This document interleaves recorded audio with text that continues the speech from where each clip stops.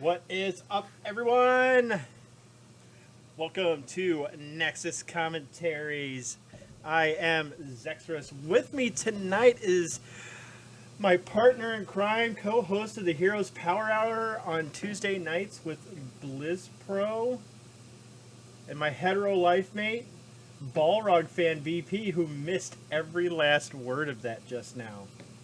So, what is going on? Oh, apparently he has some minor difficulties. Maybe it's the dogs or it's a Mr. Chooch. They are. It looks like the teams are ready. What? We'll find out what map and who had first pick.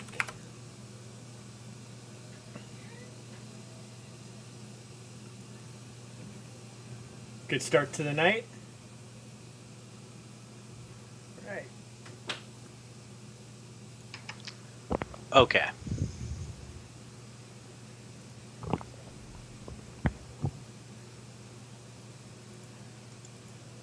see, tournament draft. Hello? Hello. Hey, what's up? You missed my lovely introduction. Are we live now? Yes, we are live. In my defense, you said no one was here a minute ago, and you said you were going outside, which usually takes like 5 minutes. So Yeah. I went and started doing something else, and my remote broke on me, so the TV was blaring. So that's my excuse for not being prepared. That's. I'm blaming you, That's absolving myself of any responsibility. So who do we got tonight, Zexrus? We've got Zul'jin and Juice versus. Give us a chance. Yes, you like that name too. They're both good. And Give us a Chansey was one of the first. I believe it was the first team we ever cast, and that was against your Gold Dan Wright. Yep. So. Yep, that is correct. Good times right there. Let's see who we're missing from the game. It looks like Keeping the Kappa, Safari,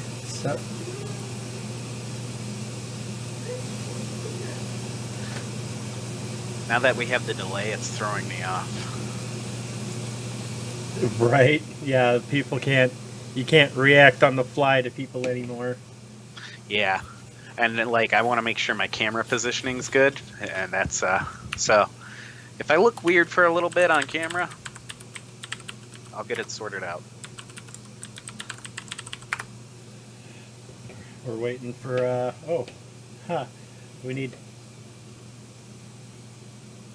need you in here. Yes, please. Because I'm a dork. All right, so we're going to Brax's Holdout right here. A fun little map to really kind of just feel your opponent out, get a feel for their mechanics, their macro, their micro play, see how well they do on everything. Definitely.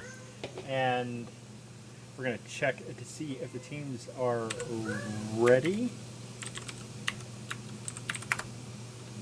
Before we get this party started, everything. So, who's your favorite hero to use in Brax's Holdout? Who do you think performs the best here? Oh, I mean, if you're looking for a good rush victory, you can't go wrong with the Sylvanas pick. But that very rarely works out late game. Yeah. Otherwise, you can't go wrong with a Gul'dan pick.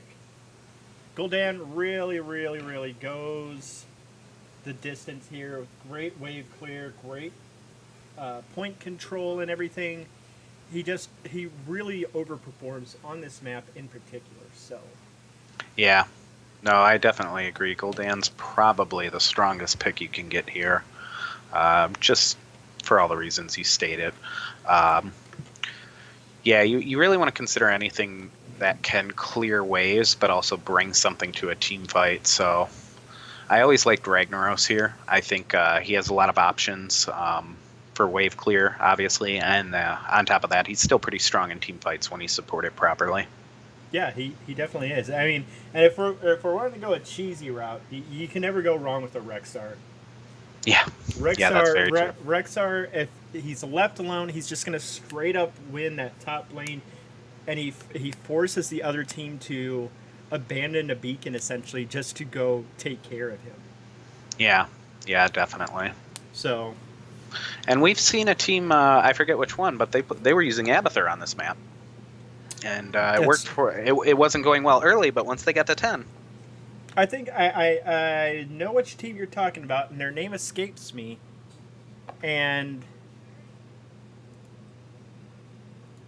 Are we having connection issues with players? I believe we might. Hopefully we'll be able to bring this to you soon once we get this all sorted out. Just waiting to get into the draft here.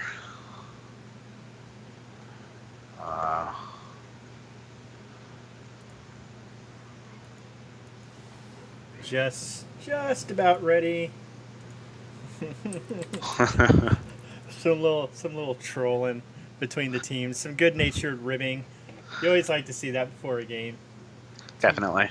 Teams just messing around with each other. So we're about ready to get started here on Abraxas. Yes, this is great. He's got it. He's on point, keeping it Kappa, keeping it real. Yeah, definitely. Good looking out. You'll make mod one day. Oh boy, I'm sure he'll be so excited over that. Right. Well, maybe we blow up. Maybe we get big.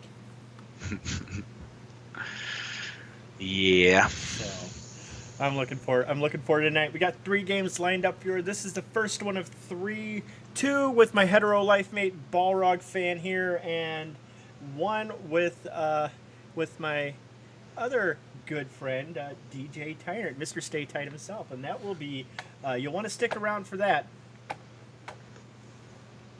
Yeah, definitely. We're just checking to see if both teams are ready.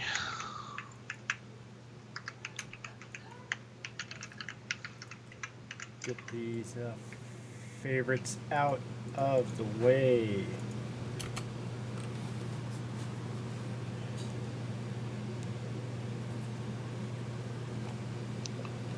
One team? Got Both? a confirmation from both teams. Sure. So we're gonna get started here and go right into this draft.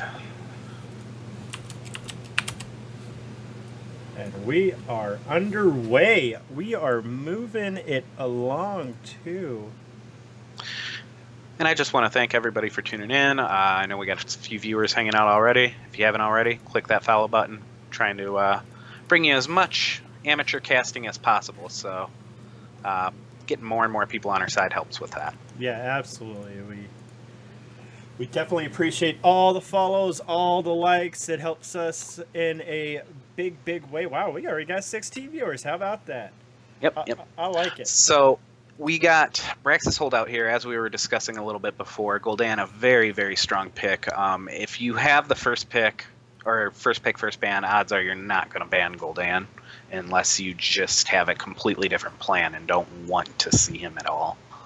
But when a character is far and above better than any other character on a certain map, I think it's kind of wasteful to ban them when you have the power to force the opponent to ban them.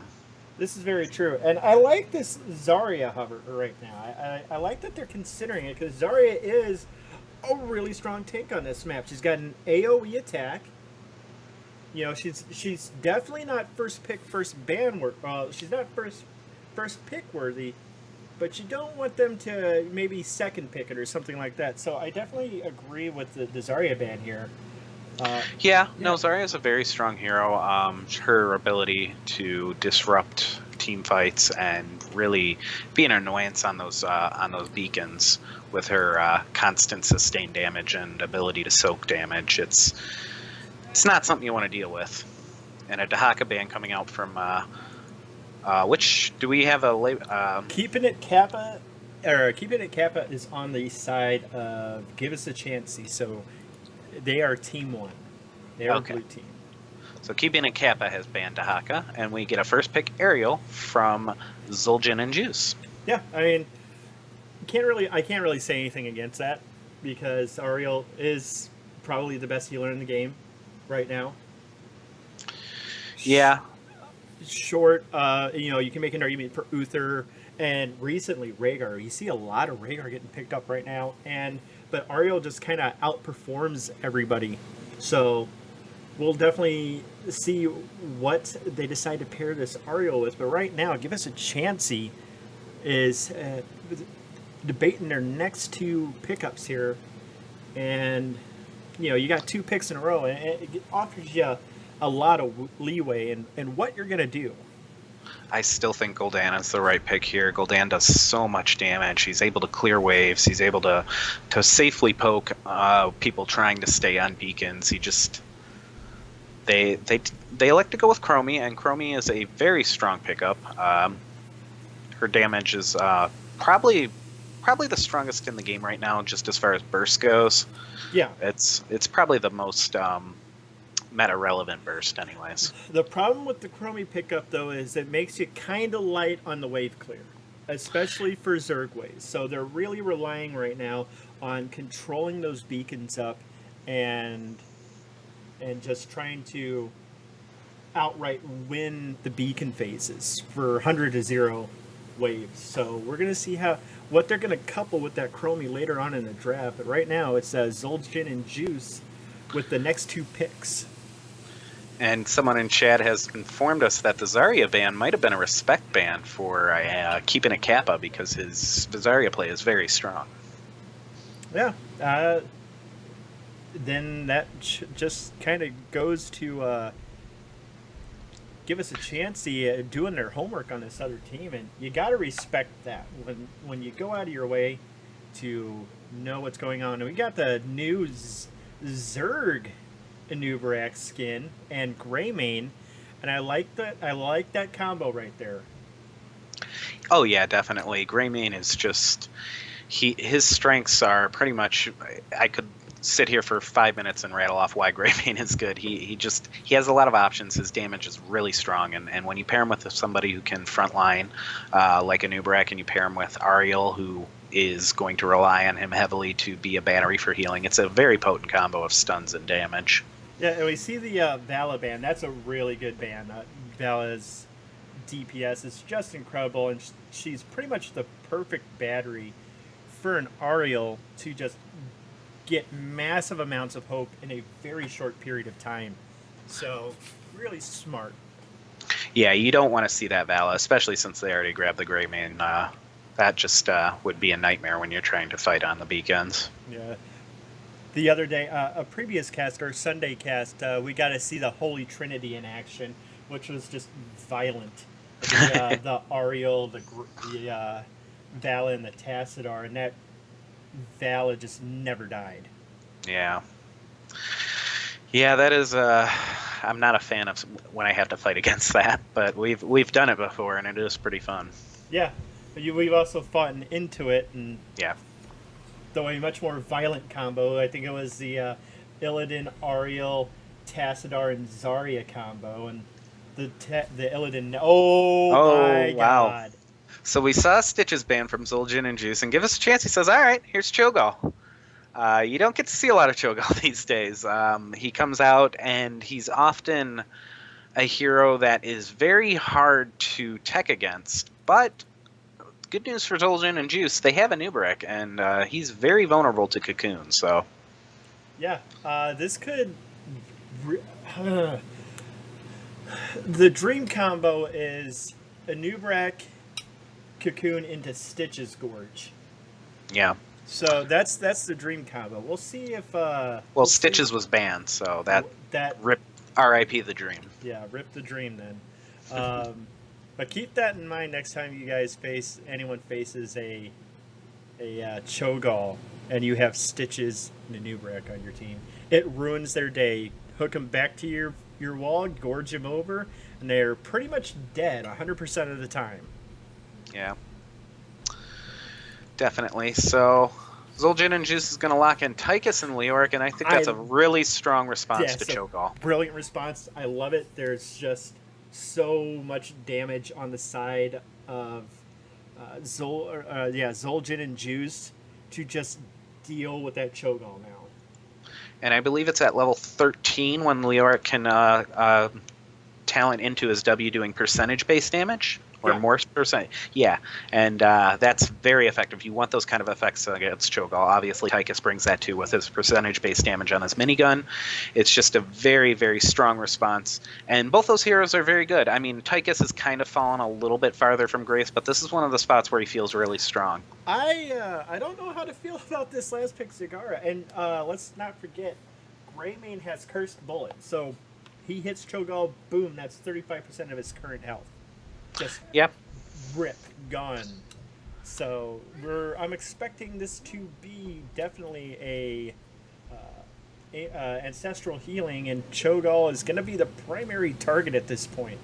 So yeah, if I had to rate the draft, I'd say Zul'jin and Juice won that just a little bit more. We'll have to see if they can execute against the Cho'Gall comp, because if Cho'Gall gets ahead, it's going to be very hard to stop the Zarya split push. Very good point. Okay, well, we're headed into the game at this point. We've got Give Us a Chansey on the left side, followed by Zul'jin and Juice on the right on Brax's Holdout. Welcome, everyone, tonight to Nexus Commentaries cast of Chair League. I'm Zexrus. With me is my man, Balrog Fan. Yeah, that's me. I'm that guy.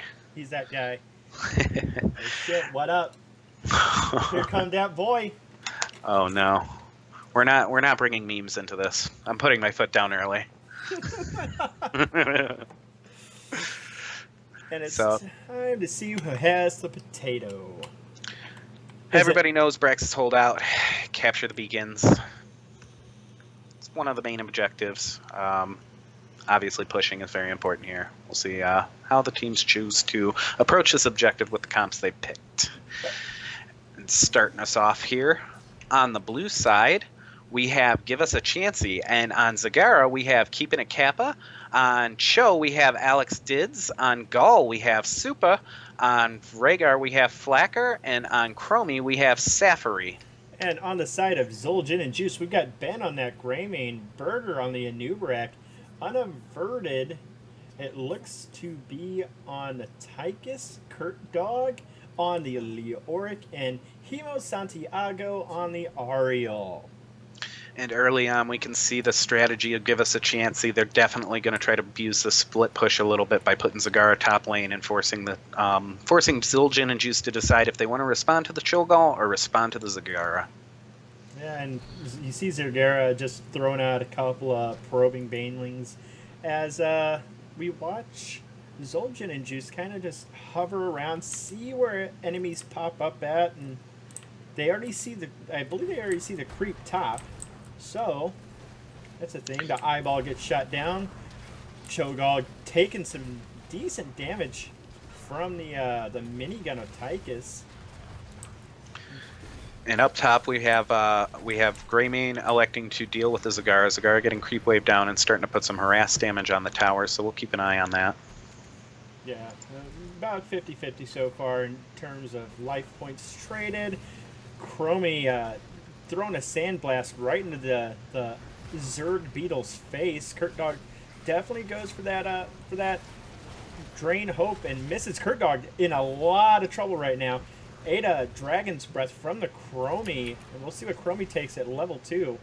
Taking Time Walker's Pursuit at 1, and she does go the standard Bronze Talons for that extra right-click damage. Bronze Talons is just so good. It adds so much DPS output options to Chromie because she has a lot of downtime on her skills. Yes, it definitely does, except for that Q, which always seems like it's coming out. Kurt Dog eats a combo to the head, the gourd, and Unaverted popping that minigun, trying to get as much value out of it as possible. May have overextended. Cho'Gall going in with the punch and the consuming blaze combo, and it doesn't really get the kill. As we go back real quick, we see Zagara just kind of having her way with this top lane. Yeah, she's been really strong with her creep push, and Greymane's having a hard time clearing it, so she's been able to keep control. And we have the beacons activated, and it looks like Give Us a Chance he has control early. We have Cho'Gall dueling, and he's going to rush in and try to stun the Anubarak. Leoric's taking a lot of damage. He has to Wraith Walk out. Chromie is just abusing the other team from far range. What a Dragon's Breath, cleaning up everybody. Cho'Gall's going to go in. Ariel's trying to stop him and push him off with her wave clap. I can't think of the name right now. Tyke's taking a lot of damage. He's going to go down, and they're going to get back control of the bottom beacon and seem to really take a stranglehold on the early goings of this map. Yeah, definitely, and this is what Give Us a Chance he was banking on in the early game, is to just control this early lane phase and these early beacons and just grind out that early lead. Burger taking a lot of damage just now. That Nerubian armor coming into play right there. Give Us a Chance he really has a stranglehold on this map, and look at the Zagara plan being executed. The creep is everywhere, the structures are already damaged, and Zagara is going to work. And Zagara is about to get worked. She's taking a lot of damage and smartly retreats up to the top. She's going to grab a health globe and see what her team elects to do. I think they're going to keep split pushing on bottom lane and let the creep wave do the work by itself. Yeah, this is a smart decision out of Give Us a Chance. I like the decision to split push here. That's going to give them just such incredible value, as you already see in the level score, 6-5, a full level lead for Give Us a Chance. This Cho'Gall pick working magic right now. Zagara trying to get a little cheeky up here, but she's got to be careful around Anubarak. But Anubarak elects to rotate down bottom, and it looks like they're going to respond to the split push coming in on the bottom, and Team Give Us a Chance is going to back off and recuperate a little bit here. This is really risky out of Kurt Dog trying to go in.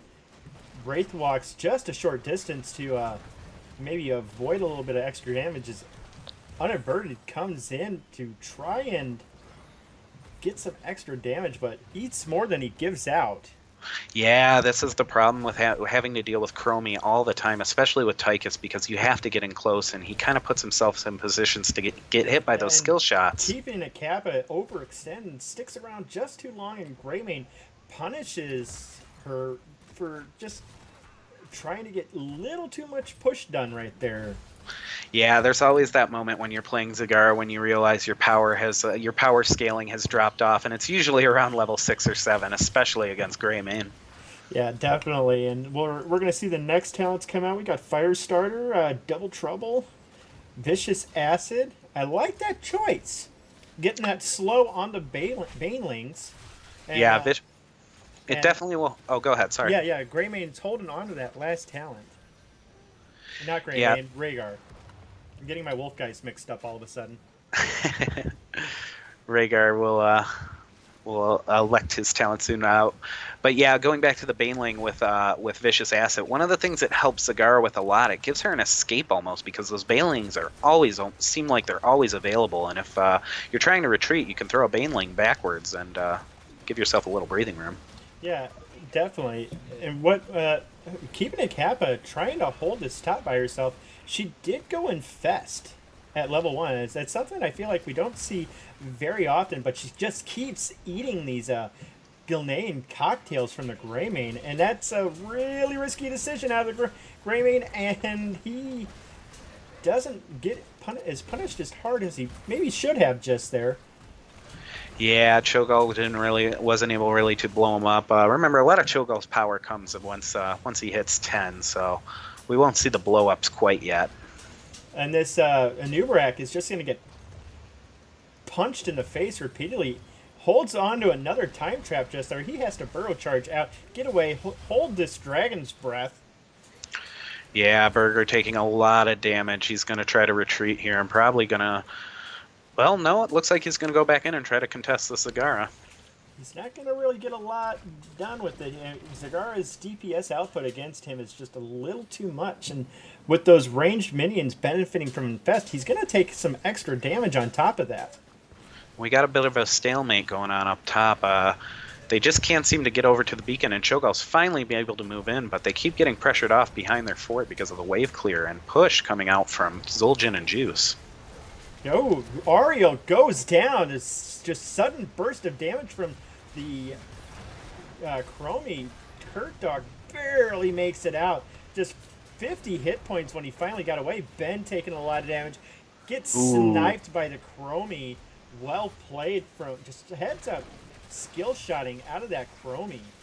Kurt Dog and Unaverted barely got out alive, but they are able to escape and possibly go refill some health. It looks like Kurt Dog's going to go back in and try to push this Cho'Gall off the fort, but it's not a very good decision because he goes down immediately. Now they're This is just an uphill battle for Zul'jin and Juice, and they're getting aggressive. They're taking this aggressive fire bat camp right here, and I like the decision making.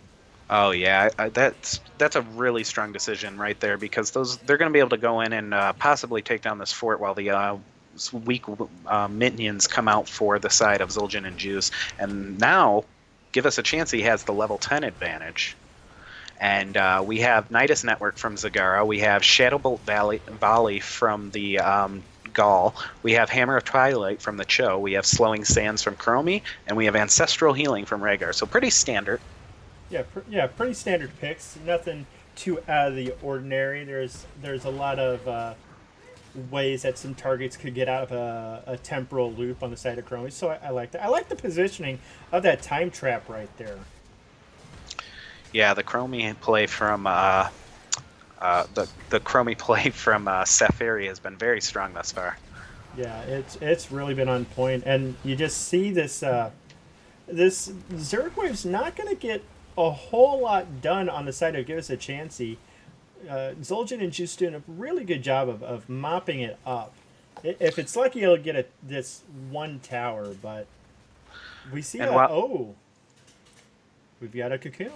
Yeah, Zagara's in a lot of trouble. Keeping a Kappa is going to find out that you don't get that close to an Uberek once he has Web Wrap. And, of course, an Uberek elected to go with Web Wrap. Ooh, Kurt Dog in a lot of trouble right now. Ooh, is the poison damage going to get him? It does! And they just keep sieging on this top keep. They could very well get this. Yeah, with the power of Cho'Gall, it is very possible and almost assured at this point. And you see the fort go down, and Give Us a Chance is going to call it good enough and get out of there. Well put. Yeah, they're definitely getting out of here now. That Odin putting on extra damage onto Safari right there, but no sure way to secure a kill. Ben, hits the Curse Bolt on the Cho'Gall. 35% gone right there. And the Shadow Bolt volley comes out, doing a lot of damage to Kurt Dog now. He's getting some work in. Safari just trying to stay alive. Doesn't happen. And now Zul'jin and Juice really do have to back at this point.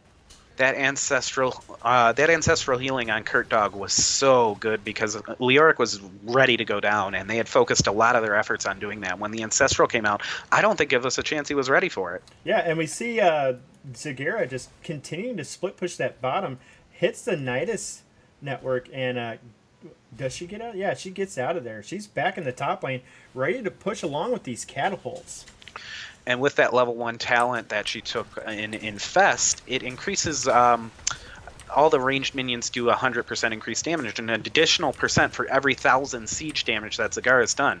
So she's up to 76,000 siege damage, which means all ranged minions next to her are doing 75% more damage. That could really be something, really be attributed to all this pushing she's been able to accomplish. Yeah, and she heads back to bottom lane after everybody shows top, and it's ring around the Zagara right now, if I'm honest. Everyone's just trying to chase her down and take care of her, and it's not really working out. Kurt Dog in a lot of trouble. The Curse Bullet comes out on the Cho'Gall right there, misses the Consuming Blaze, and everybody on the side of Zul'jin and Juice does manage to get away just now. Give Us a Chance. He's going to take this siege camp with the Goliaths and the Raven, and they're just pressing the action constantly. And when you have a Cho'Gall comp, that's, it's exactly what you need to do. And they've already got both beacons. This is danger Will Robinson territory for on the side of Zul'jin and Juice. Right now, I believe Zul'jin and Juice is just trying to get 13s. Then they're going to look for a fight that starts with web wrapping Cho'Gall and see if they can get rid of this Chromie and try and get something done. But in the meantime, they're taking a ton of damage. Yeah, Chromie's Dragon Breath is just so strong. Oh, and there goes the Cursed Bullet once again from Ben. He gets Crystal Aegis to prevent the damage, and here comes the web wrap, but they can't really follow up on it. Everybody's way too low, and Ariel has no hope to provide any healing for the team. And meanwhile, up top, Tychus has been trying to deal with Zagara as she brings in all these minions. Look at all that damage those range minions are doing to Leoric, who has quite a beefy health pool. But Zagara gets thrown in the box. She's going to go down. Ben doing work on that Greymane just now, but in the meantime, Zul'jin and Juice lose that keep, and Give Us a Chansey gets their 16s. Yeah, and a giant Zerg wave still to contend with that's bearing down on their core. Things are not looking good for Zul'jin and Juice. Kurt Dog taking an awful lot of damage, has to Wraith Walk to reduce the damage, and just Cho'Gall just doesn't care. Greymane goes down thanks to the help from the Molten Black. Kurt Dog taking an awful lot of damage. The Ancestral onto the Cho'Gall just now, but uh-oh, we got a two-headed ogre and a cocoon. Yeah, but Cho'Gall's 3 levels ahead, so he's going to try and do a little work here. Unfortunately, 3 levels isn't going to help him survive, and he goes down. That's very good for Zul'jin and Juice. At least they don't have to call it a game yet. There are plenty of ways and time to come back once you get to 16. And Kurt Dog taking a little too much damage from them Guardians right there. Ends up Wraith Walking and tapping as well. Chromie just scouting the boss at the moment for some reason, but she should have probably stuck around just a bit longer because Zul'jin and Juice is going to press this advantage and go for the boss right now. And that's really what they've got to do. They don't have any forts down at the moment. Yeah, this is the best time for it with Cho'Gall down, but Zagara has snuffed it out, and she's doing a lot of damage from far away. The Mutilis going on Curtis. Ben goes down. The Sandblast from Chromie, just too much to deal with. Rhaegar goes in, gets a kill, keeping a Kappa, trying to run away from this and lead his teammates over. The Earth Totem goes down. That big old slow just slowing the bug down. And you saw it right there in action than what I talked about with the Banelings. He was just kiting them, hitting them with Banelings, and gave himself enough time for Rhaegar to show up and get himself in a good position. And they're going to steal this boss out from under Zul'jin and Juice, and that's backbreaking. Yeah, that they had a good opportunity right there, and now Kurt Dog is probably going to die again at some point. Oh, the Time Trap stopping the Wraith Walk. That was some cute interactions, and kind of a rage out of Cho'Gall just now, not being able to get that kill onto Leoric. I did not know it worked that way. No, I didn't know either. But that was really heads up play out of the Chromie. The Cursed Bullet back onto the Cho'Gall. Ancestral Healing does come out. The Soling Sands on top of everything. Ben taking an awful lot of damage from that Zagara. When we see Burger died in the middle of everybody, just abilities getting thrown everywhere. Kurt Dog still taking an awful lot of damage. Yoda just throwing the big red button out. Everything's just going out all at once. And I think Give Us a or Zul'jin and Juice actually hold this.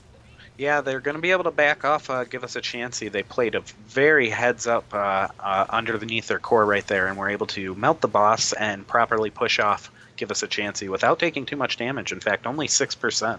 Yeah, and Zul'jin and Juice, they've got an incredibly small window right here, but look how far their lanes are pushed in. This is the problem, and they can't even contest the beacon objective, which is already at 60% for Give Us a Chansey. Yeah, and on top of that, Give Us a Chansey's taking these aggressive camps right now. This is their one chance to kind of even things up. The Cocoon goes down on the Cho'Gall, and rightly so. Slowing Sands on top of the Anub'arak. Banelings coming out one at a time, and just so much damage. The Crystal Aegis onto the Leoric just now, but that's not going to stop him from dying just yet. Is he going to? No, he finally goes down. Right there, Molten Block wrecked Zul'jin and Juice. They did not respond to Molten Rock at all properly, and were not ready for it, and it cost them. Yeah, They this were was expecting to be able to blow up Cho'Gall immediately out of the cocoon, and he immediately molten rocked, and it was like Zul'jin and Juice froze. yeah, and you just see how quickly the core got wrecked right there by the Zerg wave and all the pressure. And we've got game one going to the side of Give Us a Chansey, and that was just they kind of just railroaded Zul'jin and Juice right there, and we'll see how Zul'jin and Juice decide to bounce back in game two. I'm looking forward to it. Like I liked what Zul'jin and Juice had going right there for them. Like they knew what kind of game plan they wanted to execute against the Cho'Gall comp. It just didn't happen to work out for in that game. Give Us a Chance. He just on point with the rotations, the execution. They knew exactly how they wanted to utilize Cho'Gall to the maximum effectiveness. And it just like how do you can't really do that much against it. Well, what we're talking about here is this is Cho'Gall's best map, arguably. He performs well on other maps, but he's very strong here with the 2-lane presence and the short rotations. So it gives him a little bit of an advantage here. And Give Us a Chance, he was clearly well-versed in Cho'Gall play. So yeah, they definitely were very well-versed in Cho'Gall play. That was... it's really nice to see a well-executed Cho'Gall comp that doesn't utilize Arya. Yeah, that's just frustrating to deal with, and nobody ever wants to deal with that.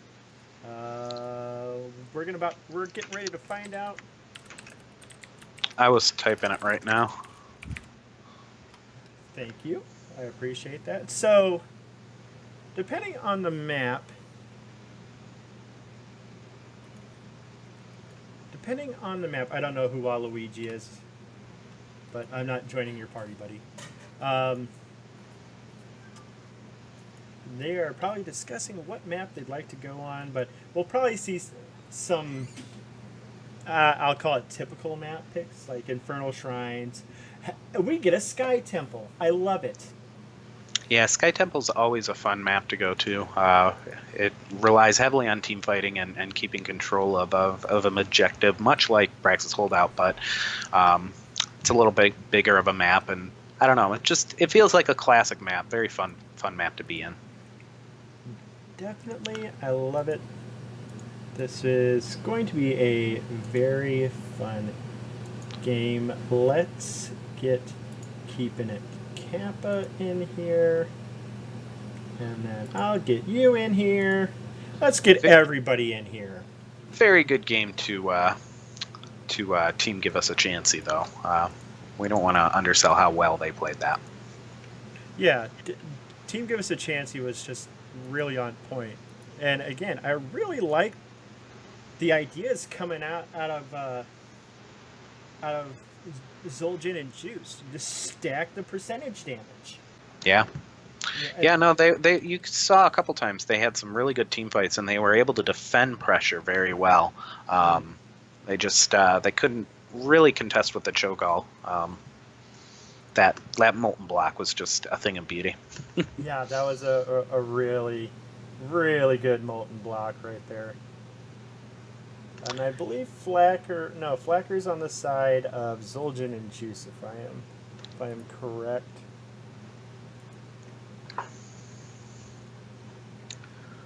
Yes.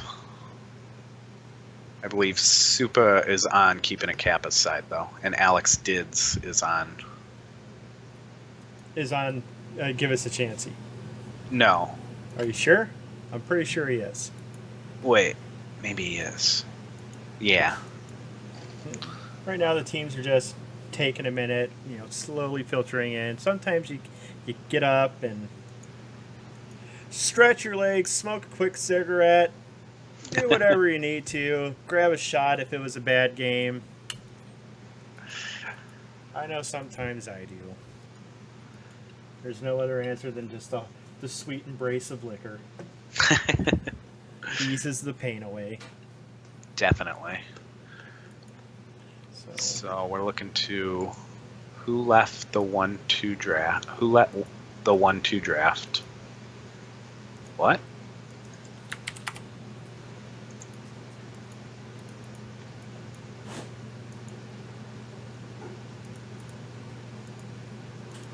There we go. I think they were asking about who had why there was no draft up yet. Oh, So wait, is Flacker on? Flacker's on their team. Did the other team drop?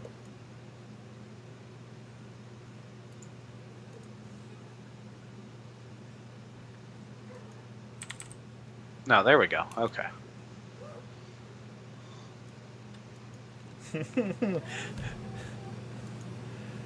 corporate secrets getting out in chat. I see we have 3 new followers. Thank you for those who followed us tonight. I appreciate it. We appreciate it. Definitely.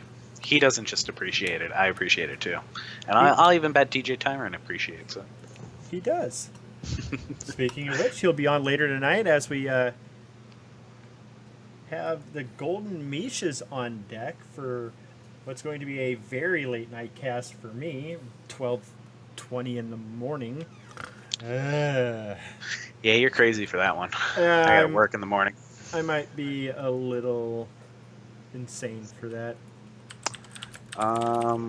Swap Flacker and Burger.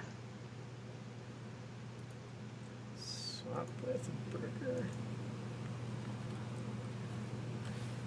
All right. Everything look good.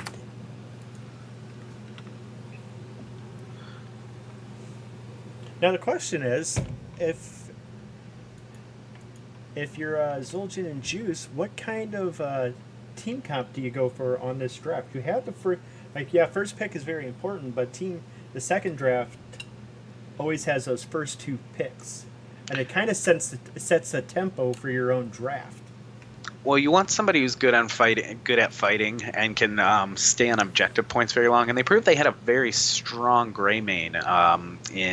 Who was on Greymane last time? Was that Unaverted? Nope, that was Ben. Ben was on the Ben. Greymane. Okay. Ben showed that he had a very strong Greymane, so I wouldn't be surprised if they go for Greymane and try to build around him a little bit. You can work some Abathur in this map very well, and if they have some strong Abathur play, he pairs great with Greymane. The team kind of builds itself after that. That is a very good point. And there are other heroes. Again, I'm personally a big fan of seeing good aggressive Sylvanas play here. Yeah, especially when the second phase happens. If Sylvanas can kind of dominate the top lane, it's very punishing later on in the map. Very much so. So we're waiting for that other team to tell us they're ready before we get moving.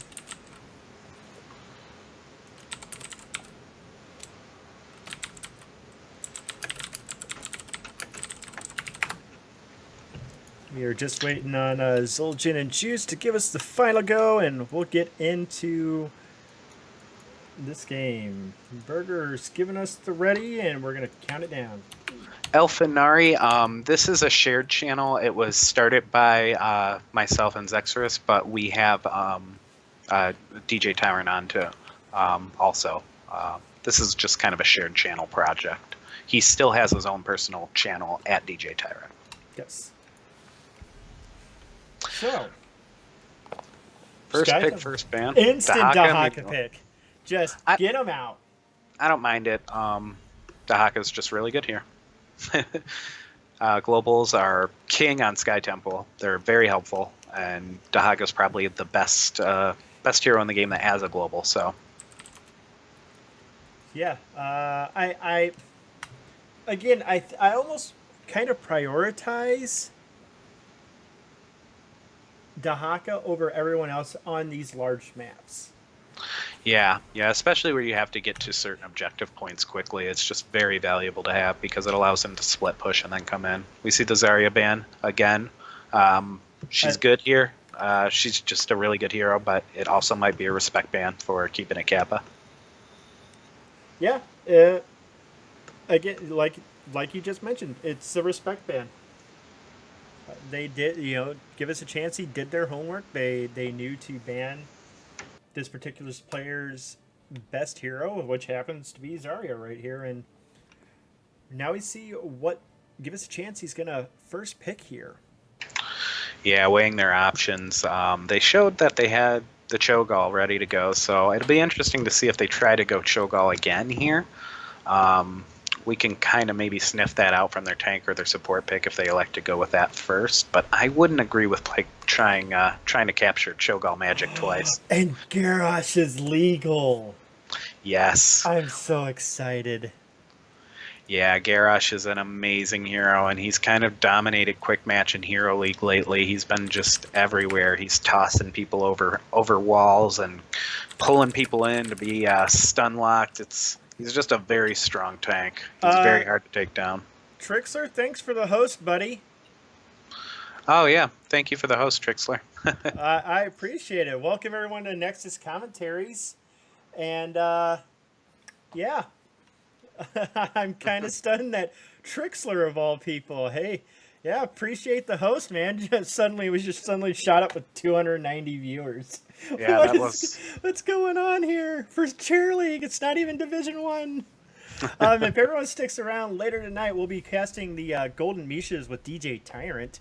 And, yeah, as I finally remember to switch the transition button over. So, you didn't transition? Yeah. Oh, wow, good times. So yeah. On the side of Zul'jin and Juice, we had the Malthael and the Uther, both very strong picks.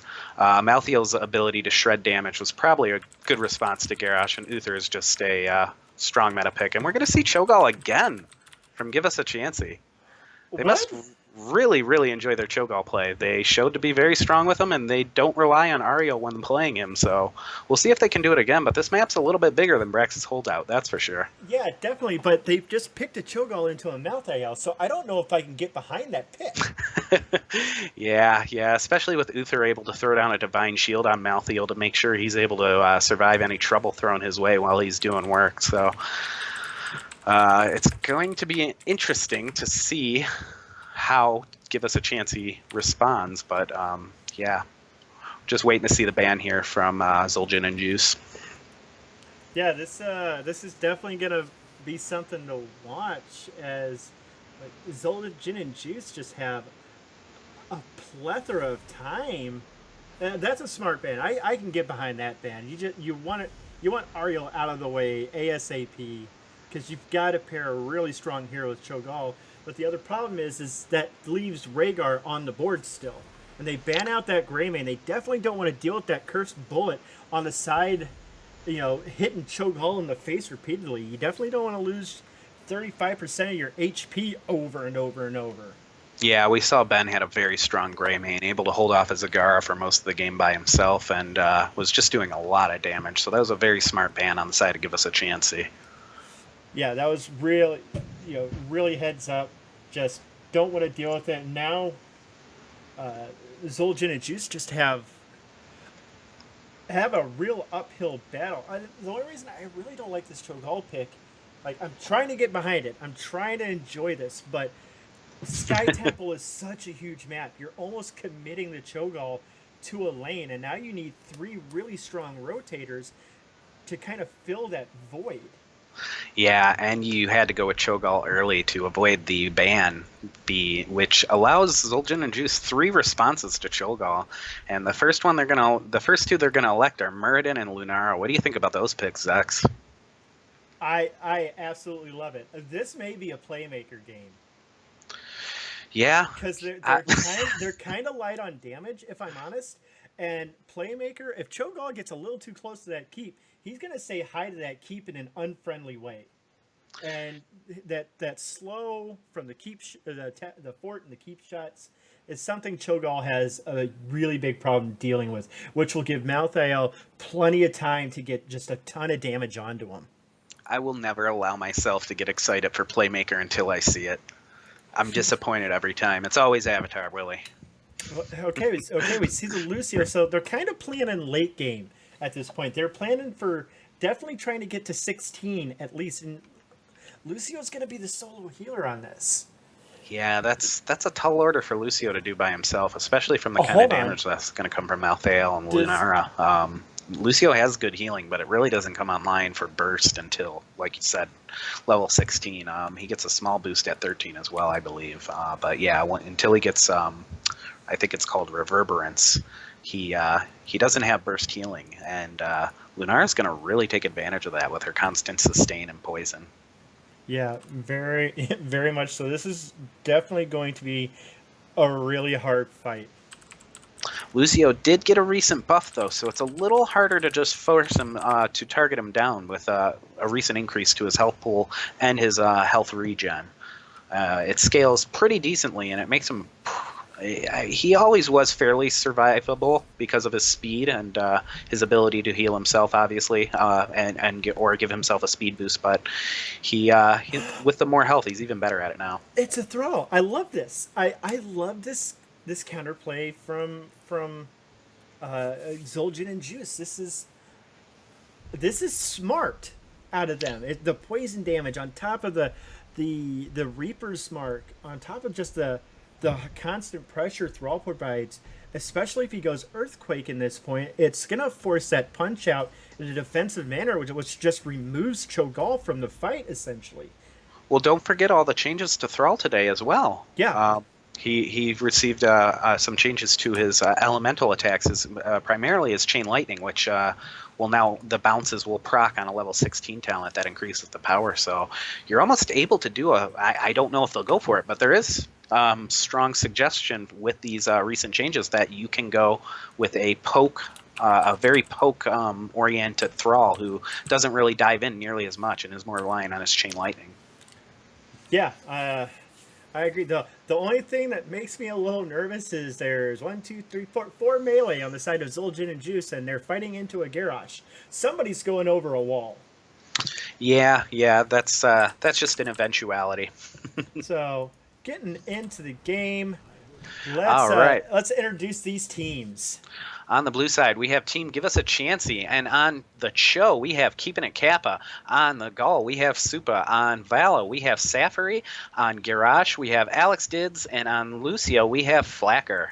And on the side of Zul'jin and Juice, we've got Burger on the Murden, Ben on the Lunara, Kurt Dog on the, it looks like it's the Mouth Ale, Unaverted on the Thrall, and Hemo Santiago on Lumberjack Uther. Lumberjack Uther, my boy, the best Uther skin. And we see there's an immediate split. Murden making a beeline for that vision, and he's not going to go for it. He's just going to sit there and wait, see the Cho'Gall pop out, backs out very smartly, and we see Kurt Dog hiding in these bushes with the Mouth Eye. Real smart move. The Q from Alex Dids comes out and doesn't really hit anything at this point, and he's just kind of chilling out in that bush, waiting for a good opportunity to throw that Q out again and get somebody in range. And Cho'Gall just throwing tons of abilities out right now, just free siege damage whenever he wants it. And Zul'jin and Juice has elected to split off and make sure they're soaking both the lanes, and Cho'Gall's going to go up to respond to the Thrall soaking, but Malthael's still down there by himself soaking, and Cho'Gall's taking a lot of damage. Yeah, he definitely is. It's that poison damage coming into play from the Lunarna. Just that constant pressure is gonna... Lucio's definitely got his work cut out for him. Kurt Dog getting spotted out by the Vala just now. He needs to keep face smashing that Q to keep his health up. And Vala and Malthael break off and head down to the bot. The first temple phase up and running in about 5 seconds. And we have a pretty good skirmish going on top lane between Thrall and Garrosh. Thrall trying to push out the lane, and Garrosh got close to tossing him over the wall a couple times now. Oh, and I miss first blood as Vala gets caught out of position and gets bursted down by the hippity-hoppity of Lunara right there. Yeah, and when you see Muradin and Uther rotating away, it's not hard to guess what happened. Probably a couple of stuns and a lot of damage. Yeah, the stun onto the Cho'Gall missed, but once again, Lunara just getting so much value with her trait right there onto the Cho'Gall. It's really hard for him to stay in these fights. Both teams electing to focus on the center temple at first, make this the point of contention for for the early game right now, and Cho'Gall's going to run back in and try to put some damage. Burger's doing everything he can to try and stun Cho'Gall and keep him off, and Uther's doing a lot of damage himself, and there's Lucio taking a ton of damage. Murden leaps over, gets the stun, and he goes down. And we see a little fracas up top now between Thrall and Vala. This is not the most positive positioning for Thrall right now, as there's nothing really to help proc those Frostwolf charges. Misses the Primal Wolf, whatever it's called. It just suddenly slipped my mind, but Spirit Wolf, I think. Spirit Wolf. Maybe.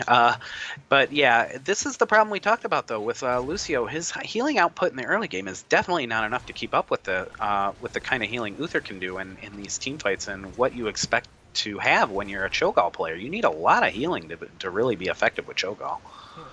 And Lucio just can't provide that early, and he can be focused out by this Lunara and Greymane. So we're going to see if they can respond and get to the 6 teams without taking too much damage. Cho'Gall taking a ton right now, though. He's going to push off, and they're going to back out a little bit here and try to reset positioning. Yeah, the problem, Ben, is incredibly low. Gets thrown backwards by the Garrosh. Ends up going down. Garrosh proving he is the true war chief of the Horde right now. And now Zul'jin and Juice have to back off. Yeah, Zul'jin and Juice need to recover. They took a lot of damage taking control of that middle temple. So they pretty much got what they needed right out of that. I mean, I think trading one temple even isn't too bad. They're going to go ahead and Malthael's got that bottom camp, and he's going to continue to work on that bottom lane, and Murden's coming in to assist. Yeah, I mean, just really solid play coming out of the side of Give Us a Chansey being able to hold this temple just now.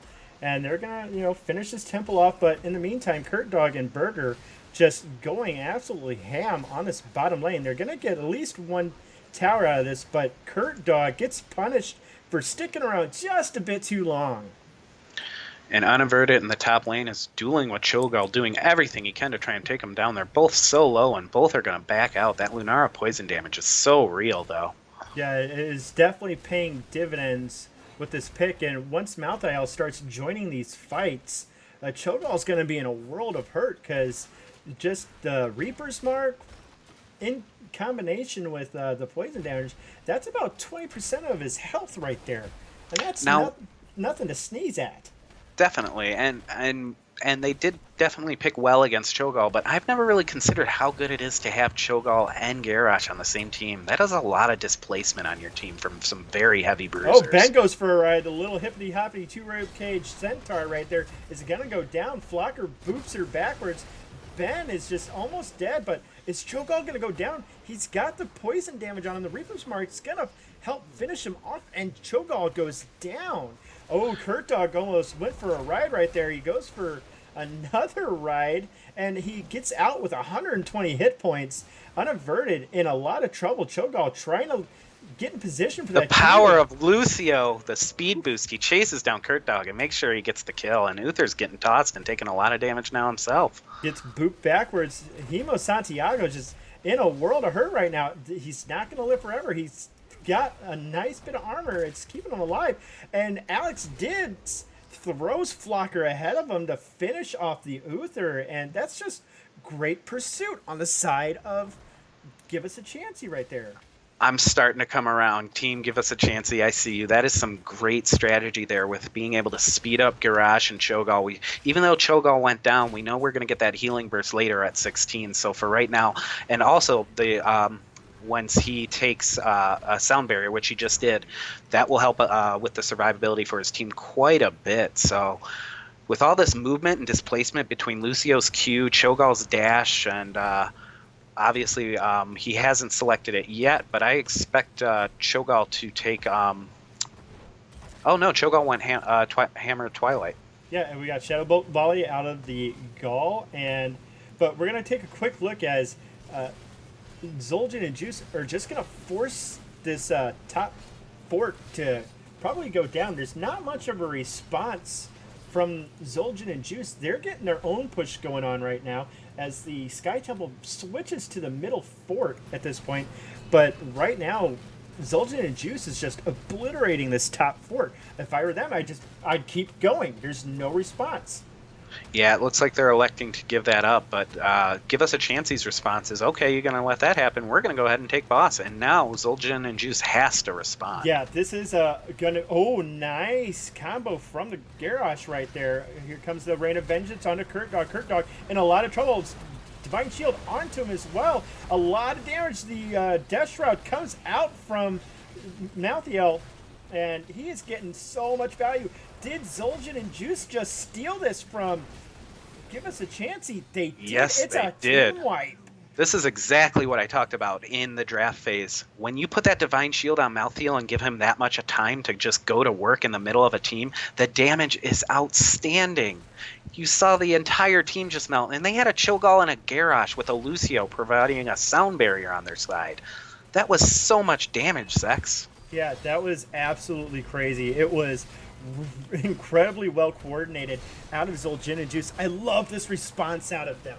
They're just they have stuffed the Cho'Gall pick. Yeah, with the boss taking down the fort in the bottom lane, they take the middle fort, and now they're just pressing for keeps at this point, looking very behind of just moments ago. Now they look firmly in control of the map and in this game. Cho'Gall in a bit of trouble again, gets rooted by the throw. Shadow Bolt volley coming out onto him. Kurtdog smashing that Q button, and Vala in the back lines goes down again, just caught too far out of position. Cho'Gall goes back, taps the well, is ready to re-engage, throws a Shadow Bolt out and a Rune Bomb just to try to help clear this creep wave out in a hurry, and Zul'jin and Juice are going to take the aggressive siege camp in the meantime. Yeah, Zul'jin and Juice saying, I've watched competitive heroes before, and we are not fighting on that bridge. That is the bridge of death, as it is known to many people in heroes. And now we have the temples activated in the top and bottom lane. Zul'jin and Juice has taken their own siege camp just now, and it looks like they're looking to invade and take control of the map here, trying to pick a fight with Give Us a Chansey. Let's see if Give Us a Chansey falls for the split here. Twilight Hammer goes out onto Thrall just there, but here comes the Death Shroud, and look at all that damage on the Cho'Gall. Sound Barrier comes out, the Decimate comes out as well. Leaping Strike from the Lar onto two different people, and Alex Ditz is now dead. They were just trying to disengage there, and in doing so, they did put a lot of damage on Zul'jin and Juice. So, despite losing Garrosh, that wasn't a bad response from Give Us a Chansey. It was kind of all they had right there in that moment. Yeah, but this is going to pretty much secure this bottom temple for him.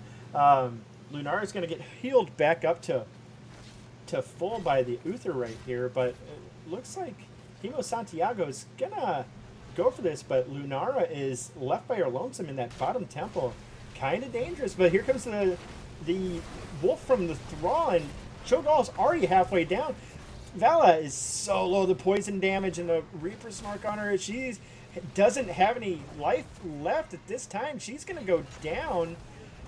Unaverted gets chucked backwards, and Alex Ditz is just hitting that R button over and over. The double leap, the shield comes out, and Alex Ditz is eventually going to die. And can Cho'Gall save this fight? Unaverted is going to go down. Muradin finishes off the Cho'Gall, and whoo!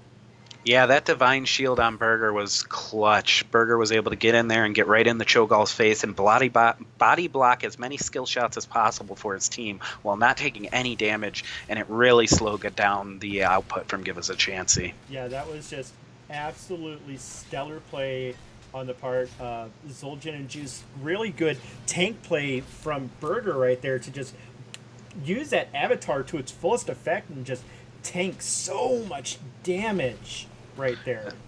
And the temple doing its work. It's going to take down this tower and put a little bit of damage on the fort, and they're going to rotate up and try to take care of their bruiser camp real quick. Malthael's able to melt that down. He's taken a lot of damage in doing so, though, so he's going to back real quick as the teams start to rotate up towards the top temple. Yeah, and this is getting into real big danger territory for Give Us a Chansey. They're down 2 talents at present. Yeah, it's always a scary situation to be in. They really need that level 16 so they can get that talent boost for Lucio, because that's really going to help with that burst healing in those fights. That's all they're lacking right now. And you see, that's exactly what Zul'jin and Juice, or I'm sorry, Give Us a Chance, are doing at the moment. They're trying to force down this front wall of the keep and just grab as many camps as possible. But Zul'jin and Juice see that they're not on the map. They're nowhere nearby. There's no response. They're nice wisp into this bush right here, and Cho'Gall returns to respond to the top lane. He's up there. He's going to try and throw out as much damage as he possibly can and clear the wave. It's something Cho'Gall does very good. He can play very far back. Obviously, most of his damage is when he's aggressive and up front, but he is able to clear the wave, but they will lose the fort in the process. Or no, they didn't get the keep. It's hanging on by a sliver. There it goes. Earthquake comes out, and Cho'Gall is deathly low. Soundberry comes out, and nice decimate onto everybody. The Divine Shield onto the Thrall. Thrall getting a lot of value. Alex Stid's in a lot of time. Well, he's rooted. He's going to go down. Let's see if the Lunara has enough damage. Leaving Strike gets the Cho'Gall. Blocker almost dead as well. Lunara a little too far forward. 2 sets of ribs for everybody to eat later on tonight. But it doesn't really matter at this point, as they're just going to finish this game off with just a nice little core push right there. We get a 1-1 series as Zul'jin comes firing back in game 2. Look at how well they executed this team comp and absolutely never let the Cho'Gall really take control. I feel like it was a mistake to rely on Lucio. If you were going to do Lucio, you had to pair him with another support. If you wanted somebody to do damage, you didn't have to take Vala in that spot there at the end. You could have maybe tried Tyrande. A little bit of extra healing, the Hunter's Mark, all that kind of stuff would have complemented that a lot more.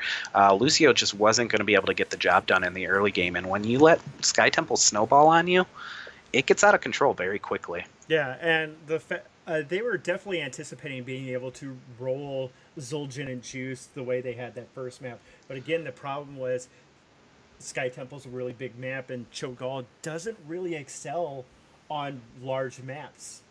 Yeah, he was there to fight most of the time, but the problem really seemed to be, you could see what they were trying to do early. They had a lot of displacement with Lucio. Both supports played excellent, by the way. Uther had very clutch Divine Shields, and Lucio did exactly what he could. He threw down his power barrier exactly when it was needed. Lucio played very well. They just couldn't get him to 16 there at the end and allow for that little bit of burst, and at that point they were so far behind. I feel like I'm belaboring this point, but I didn't believe in that Lucio pick, and I really believe that's the reason Give Us a Chance he dropped that one.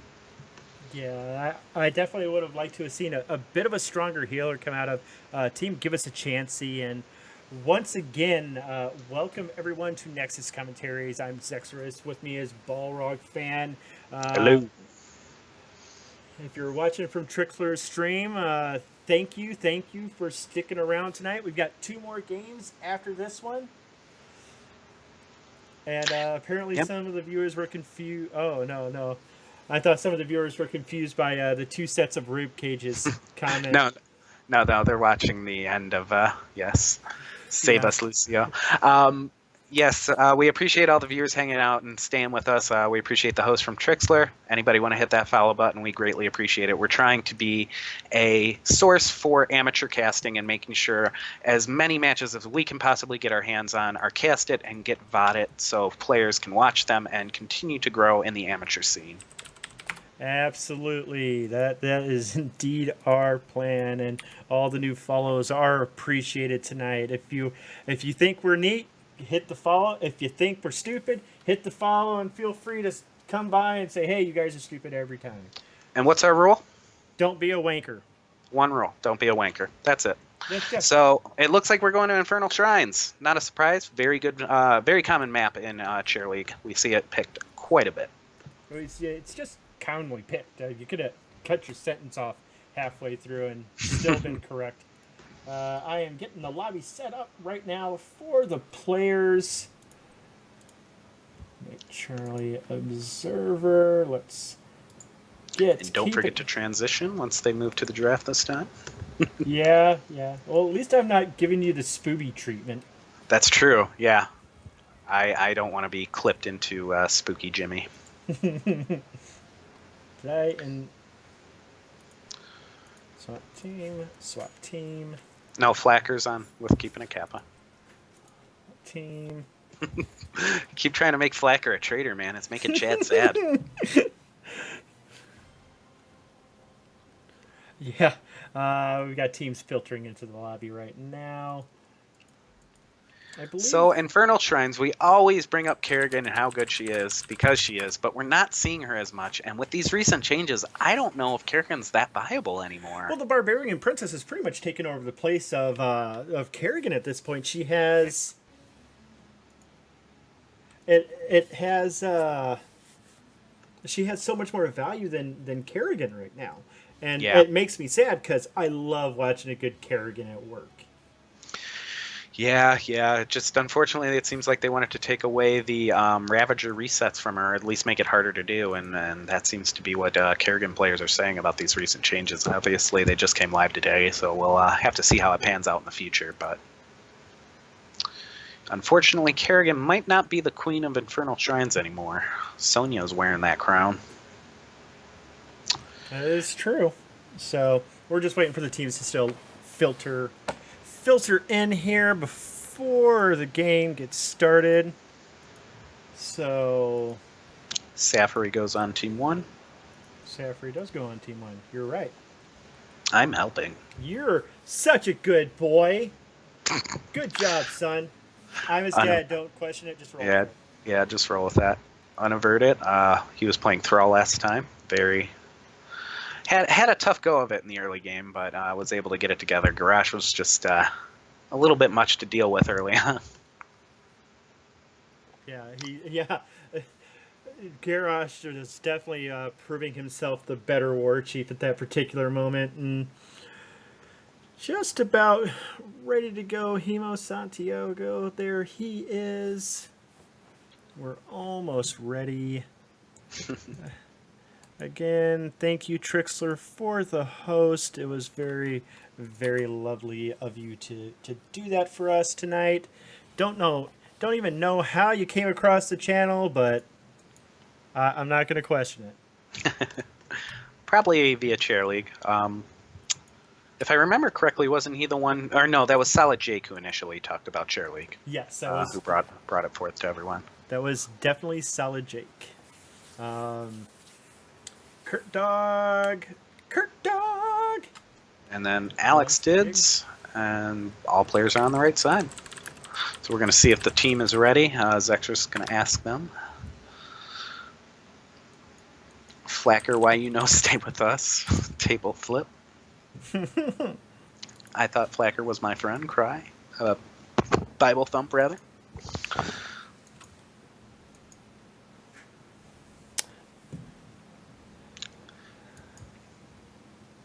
So, all right, everybody's ready.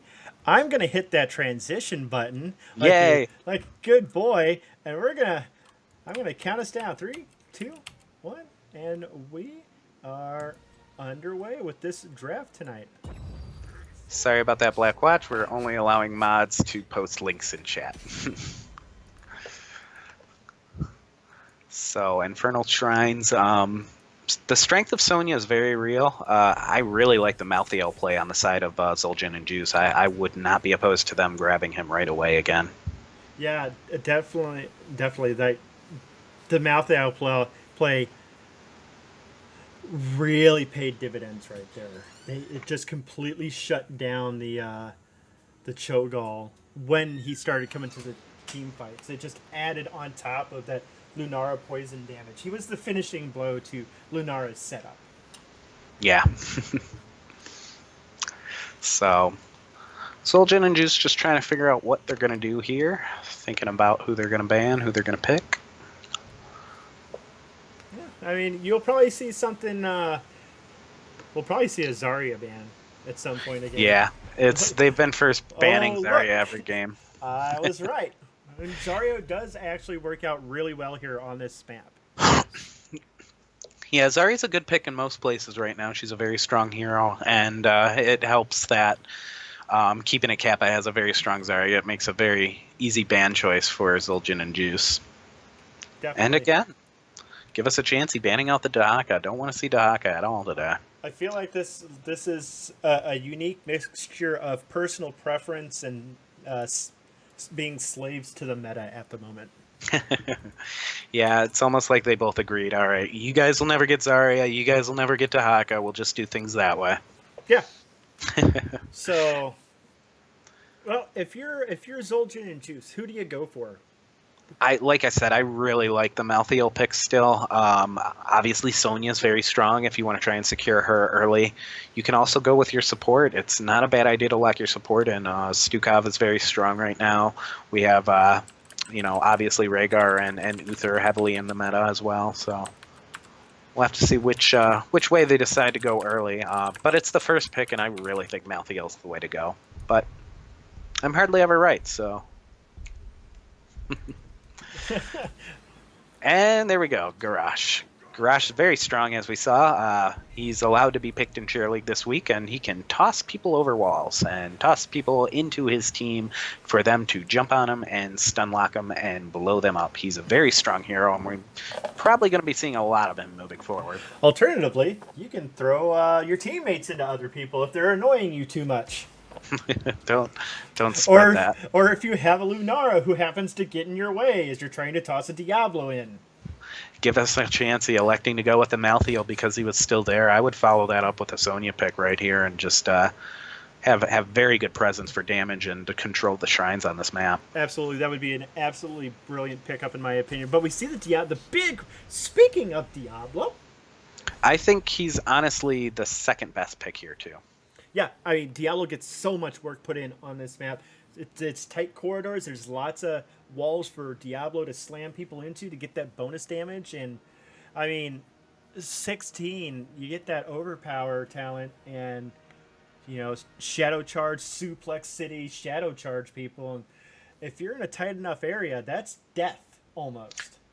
Definitely. I don't know that you had to go Diablo that early, though. I would have liked to see a strong support pick to complement Malthael. You saw how well Uther works with Malthael, and giving the other team the chance to either ban him or take him out from him, I don't really like that. Well, let's see. Zul'jin and Juice have 2 picks and then 2 ban phases, so you're not going to go double support. You're not going to go double support in the 2-3 slot, I think. Right, no, but I'm saying you're giving them the option to either ban or take Uther, who would have paired very well with Malthael. But they don't take the Uther. And do you take Uther right here? Well, they get to ban, so if I'm Zul'jin and Juice, I consider banning a very strong support at this point because they've yet to lock one in, and that would probably be Uther. Yeah, but that's a fair point. I could be wrong. Give us a chance to use ban Gul'dan. Very strong choice. Everybody knows Gul'dan's damage is very oppressive, and you definitely don't want to see that paired with Greymane and Rhaegar and Garrosh. No, definitely not. That would be quite terrifying if I'm honest. Just a heads up, we may be a little delayed for our next game of the night. We may be coming in on game 2 and 3 unless this game goes very, very quickly because we only have 20 minutes until the next game starts for us. So, yes, hopefully we are able to get there in time. Sometimes the teams wait for us, but we don't know for sure. We'll try to just play it by ear. Yep. As we tend to do. So let me see here. Zul'jin and Juice getting ready to lock in their ban, and it is indeed Uther. It's like I said, you don't want a strong support paired with Malthael, so you do the best you can by taking Rhaegar and banning Uther.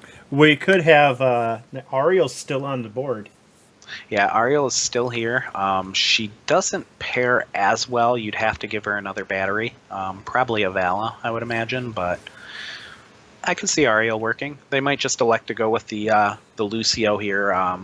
The circumstances aren't as dire for the early game here as in Infernal Shrine, so they might be able to hold out and get that 16. What if they go Cho'Gall again? They've picked it twice. They obviously don't care.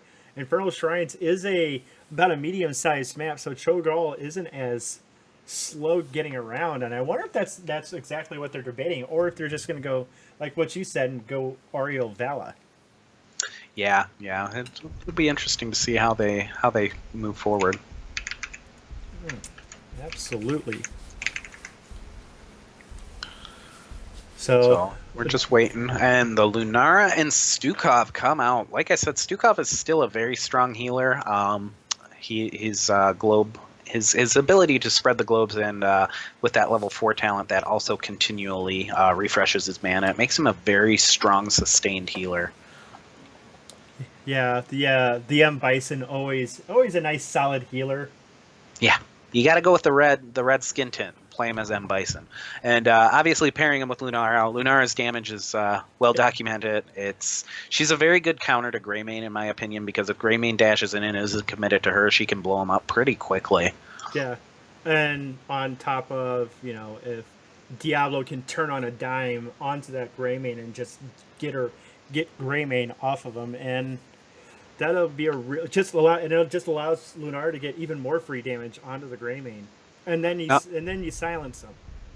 Now, if I'm Zul'jin and Juice, I feel like I need something to counter that Diablo a little bit right here.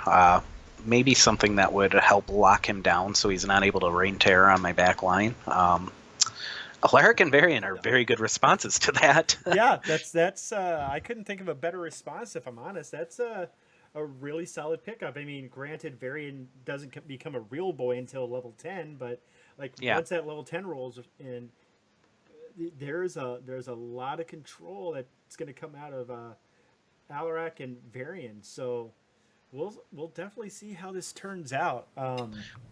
Alaric able to do a lot of damage to his burst is very, very strong, especially when he's able to bait in a hero like Lunar or Diablo or Malthael. So he's one of those heroes that's a very strong response to people who like to dive in, and Lunar, Malthael, and Diablo fall in that category. Very much so, and I feel like Give Us a Chansey's draft kind of hangs in the balance on this last pick. We're gonna see who they decide to go with for their last pick here real soon, but who would you like to see? Probably you're going to need a melee. You're going to need somebody to deal with that Alaric a little bit. I would just take Sonya here. But they like to go double support, and with the Brightwing, that gives them a global presence, and it allows them to polymorph troublesome targets.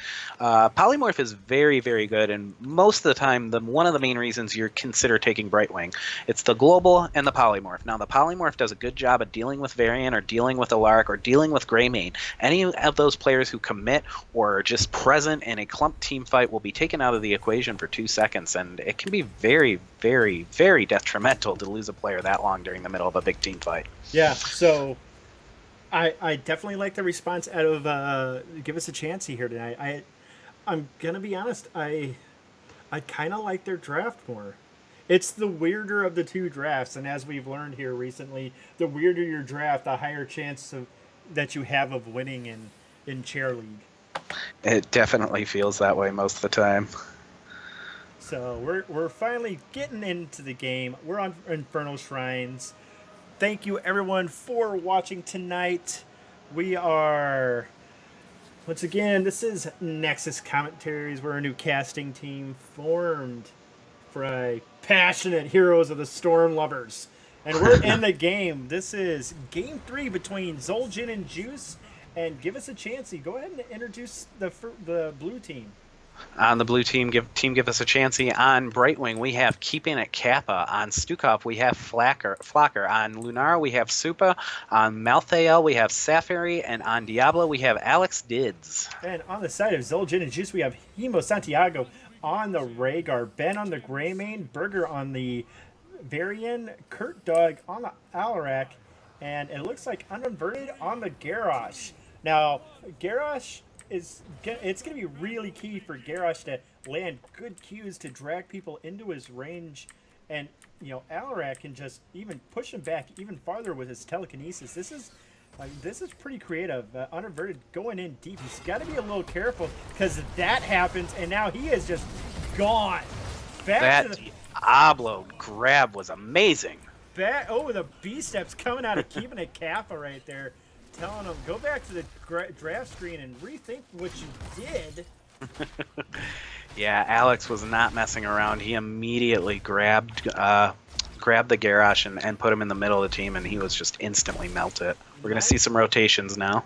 Nice TK into the Discord strike onto keeping a Kappa from the Alarak up top. It looks like there's going to be a bit of a fracas coming out on the bottom side now, as we see both these teams rotating, trying to get those creeps cleared out. But Burger in the middle of the race, Lunara taking an awful lot of damage. Safri gets chucked back. The silence coming out gets chucked back again. And Greymane, however, in the meantime, Diablo just too much control along with that Lunara slow. Just Greymane and Malthael both going down in the midst of that team fight, but I'm sorry, Zul'jin and Juice was trying to get some soak advantage here, but Brightwing has been very oppressive to this Alaric in the top lane, keeping him pushed out. So much so that Varian has to go up and respond. Nice pixie dust from the Brightwing right there, but the Discord strike lands, and keeping the Kappas might be in a bit of trouble, but no, manages to stay alive. Here comes the pustule from the Stukov just now, and Alex Dibbs on that Diablo coming in and dropping an angry boot, and nice shadow charge right there. Ben in a whole lot of trouble. A good TK onto the Diablo right there. Stuffs any further attempt at aggression. As we see the shrine pop up on bottom, it's active. It's ready to go. And both teams rotating in, getting ready to engage each other and try to jockey for position around the shrine. We see keeping it Chansey going for the shrine just right out the gate, going deep in there. They do have the good positioning right now. And this Diablo is just primed to land a nice shadow charge onto somebody. If anybody gets a little too close, like, now would be a great time. A nice shadow charge onto the Garrosh. He might get thrown backwards. Alex Dibbs in a bit of trouble. The spell armor from Diablo, not enough. And the healing from Stukov, not enough either. 2 down on the side of Give Us a Chansey, losing 3 down. And Zul'jin and Juice just completely dominated that team fight. The good healing out of Rhaegar right there just kept them nice and topped up. Yeah, with the double support comp, you sacrifice a lot of damage, especially in the early game. And right there, it was very, very much on display as Team Give Us a Chance. He just wasn't able to match the healing that one support was doing. And yeah, they ended up losing quite a few there, and they're going to lose this first Frozen Punisher to Zul'jin and Juice. And Zul'jin and Juice is going to elect to rotate and split up. No, it looks like they are going to push with their Punisher and try to get some value out of this early one. So let's see how it happens. Ooh, Garrosh right there trying to go for a quick Q onto somebody, but Garrosh gets suplexed over, but tosses Diablo into his team, hits him with the cube, says, "Get over here," like he's in Mortal Kombat or something. Yeah, there was some plans there on the side of Diablo that didn't really come to fruition because the wall was already down, and Garrosh was able to match with some damage provided by the Alaric. Yeah, and now we see Give Us a Chansey rotating to that mid lane to push it out as quickly as possible, as we see Zul'jin and Juice quickly taking that middle siege camp. As we go back to the classic matchup of Varian versus the Fairy Dragon, King versus Dragon. I've read that book somewhere before. Yeah, so we're seeing what's happening with Give Us a Chansey right now. They really need to soak and make sure that they get to 10 as soon as possible. They're going to be very reliant on their ultimates to get things done in these fights, and the longer they give up things in the early game, the harder it's going to be for them to come back. They've already experienced a half a level disadvantage, and they lost out on the first Punisher, so they're just trying to hang on right now. Yeah, Diablo wisely using that suplex to get a siege creep into the range of the towers to help it bring it down quicker, but this Rhaegar needs to be a little careful. He's getting awfully close. That's going to happen if you get too close to Diablo when his Shadow Charge and his suplex are off cooldown. And we had a big skirmish down in the bottom lane, and now Give Us a Chance is going to rotate up and try to grab this Varian, but Varian's going to smartly get back behind his wall. Yeah, that was a really quick rotation, and that's really good heads-up play out of Zul'jin and Juice right there to get out of danger before anything Anything Berger and worse Ben have happens. taken a risk going down here for these camps here, and give us a chance. He has invaded and stolen the camp. Yeah, good heads up play to get that invasion real quick and steal that camp back. It has to be dealt with, otherwise it's going to get an incredible amount of value. Yeah, definitely. You can already see them going to work on that bottom wall. Oh, Diablo decides to take Garrosh for a ride, and Garrosh says 2 can do that and throws Diablo back towards his team. We've got Give Us a Chansey having control of the shrine for the moment, but it looks like Zul'jin and Juice is gearing up to rotate in as they set up in the bushes. Yeah, and Brightwing down there pushing that bottom lane. Garrosh has completed his halfway through his Warbreaker quest, and right now Flocker taking it's a lot of damage. Stuhoff goes down. Unaverted is in a lot of trouble right now. The Brightwing does TP in, but in the meantime, Alaric goes down, does get a Discord strike off. Safiri is also in a whole lot of trouble. Malphite is now dead. Alex Dids eats a flash to the face, damaging Brightwing and Lunara, and now Zul'jin and Ben gets the poison heal just in time as he was about to go down. That was amazing. That was a really clutch heal from Rhaegar. Yeah, definitely, and this is the second Punisher that Zul'jin and Juice have won, and it's an Arcane Punisher, and now Zul'jin and Juice are up heroics. So we see the Your audio's going a little nuts there for a second, so I'll take over. The Punisher is baited over the walls. Lunara's trying to put a little bit of damage on her, but she's going to get stunned, tossed, and deleted. Malthael goes in and tries to do some damage, and the Silence Pool goes down, forcing Garrosh to change his positioning, but this Punisher is wailing away at the fort. There's no way this thing survives. The Punisher jumps back, and now he's pounding away on Malthael and Stukov, and they have to retreat a little bit, and they take some cocktail damage from Greymane. Yeah, that was an absolutely that was just well played in general by Zul'jin and Juice, and now they're gonna grab this aggressive summoner camp, and they're gonna press their advantage. We hear the cursed bullet come out. Apoc goes down, lands on one, and we see the Sapphire Wind come out from Brightwing, and Varian is not long for this world. Where's Skul'dan? But we see 2 down on the side. We're going to see 3 go down. Greymane's about to get it. No, he barely stays alive. Diablo trying to get one more pick off, and we see... And you can see how important these heroics were for Give Us a Chansey. Immediately their presence is... And they made a statement about their presence and their team. As soon as they hit 10, they got involved in a team fight, and they really cleaned up, killing the Garrosh and the Varian. Yeah, it was a good... And the Lunara. It was an incredible response out of them. They're going to clean this middle lane up and see if they can't push this bottom fort down. They're going to go for their bottom siege camp right there, leaving that this bottom one free for the moment. But they've got a lot of pressure going for them right now. This top wave is pushed all the way to the fort wall. They're going to have the siege camp going in, and Lunara jumps in, going for the leaping strike once again. Silence down from Stukov, and we see Malthael going for all that kind of extra damage. So Warriors Taunt comes out on the Safri. He goes down eventually. Flocker with the disengage with the sweeping strikes, and Flailing Swipe was really strong there as a disengage, and then Alex Dids goes back in and grabs the Garrosh. Garrosh is being silenced, poisoned, and he will go down right away. Greymane taking a lot of damage as well. Alex looking to grab. He's trying to get in, but it doesn't look like it came off cooldown, and they're just going to settle for having control of that wave and getting 2 kills. Yeah, 2-for-1 trade on the side of Zul'jin and Juice right now, and they're pulling back in. They're down a talent tier at the moment, but that's going to quickly go away with Brightwing up at the top, soaking this lane. Malthael heading to the shrine as well. His presence is definitely going to be needed there. A nice zoning, growing infestation right there from the Stukov. They definitely got to go around the long way.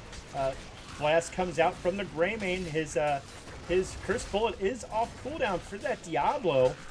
We can't undersell how good that silence field was from Stukov. It bought them just enough time to get their teams and get their talents. Look at the setup. The 8-pot comes out and Safari goes down. Lunara's jumping all over Ben, tries to get the Ancestral, but that's not going to be there in time. Rhaegar is taking a lot of damage. He's going to go down as well. The Garrosh is trying to disengage along with the Varian, but Lunara's in hot pursuit, putting out a lot of damage. We see the Polymorph go down on Varian, and Varian's going to go down as well. Unaverted pulls him in, but was it a mistake? No, Super's taking a lot of damage, and Super just barely gets away, and Unaverted is taking too much damage. The heal comes in for Super, and now he's jumping all over the Alaric. The Alaric is gonna go down, but he's able to take somebody with him in the Lunara. Wow, that was a lot. That was a mouthful. I don't think I could have pulled that off as well as you did. Well done. Flacker is down in the bottom lane. He cleans up the shrine, and it's going to be a Mortar Punisher finally for the side of Team Give Us a Chansey. The power spike is real with these heroics, X. Yeah, definitely. And despite being down almost 2 levels at one point, they are now in a 15-14 lead with this Mortar Punisher pushing everything down.